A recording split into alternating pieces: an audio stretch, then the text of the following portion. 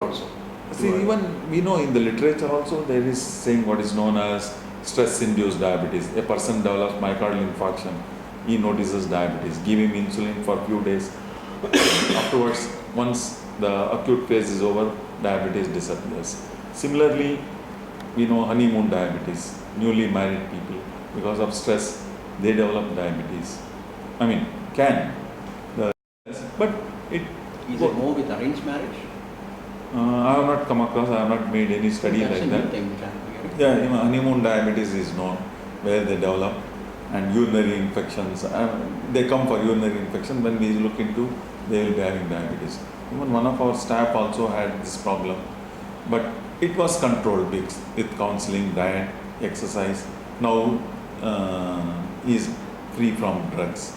So it's only for few days that stress plays.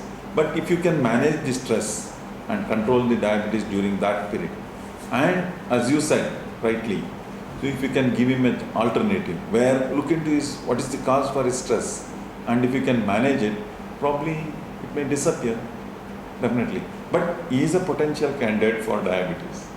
Later, once again he may develop, and stress may on later stage may develop, and he may end up as type 2 diabetes. Doctor, there is also an interesting aspect of medicine. Now that you are in admin of top diabetes hospital in Bangalore, let me ask you this, that there is something called diabetes psychologist, which is now coming up in UK. I don't know if there is any one in India at all. And it's all about how to deal with the psychology of a diabetic and more to do with stress. Exactly. Okay, and they also get into a lot of depression. I've seen, we get emails from elderly gentlemen who says that my diabetologist today told me to take 8 units of insulin, just 8, nothing more. Okay, 8 units of insulin, and his question to us is, does that mean that the end is near?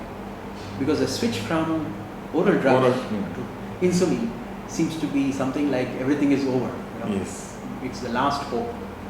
So that's the kind of question we get. So according to you, do we need a large number of psychologists involved in diabetes management?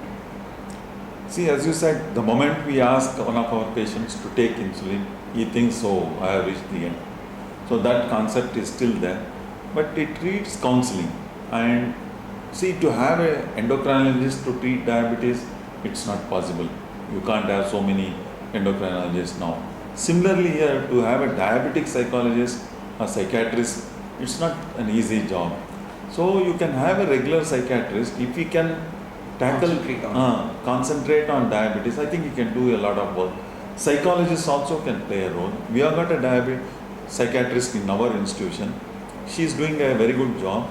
You know, especially when we refer a patient, she looks into what is their financial background, she looks into the dietary habits, all that, and she advises the particular consultant, so what should be done for this patient.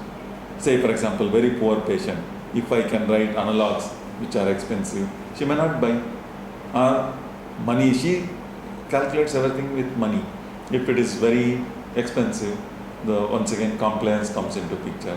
So many other aspects. So she will tell, can you manage with the lesser price? Dr. Gowda, I'm surprised that a lot many diabetologists in private conversations, they actually tell us that analogs are really not so necessary, especially if the finances are proper. Exactly. It's okay, good for people who can afford it. Yes. But otherwise, the good old that's what insulin I'm is good telling. enough. So we have to use the regular insulin, monocomponent insulins. Fine, they can do the job.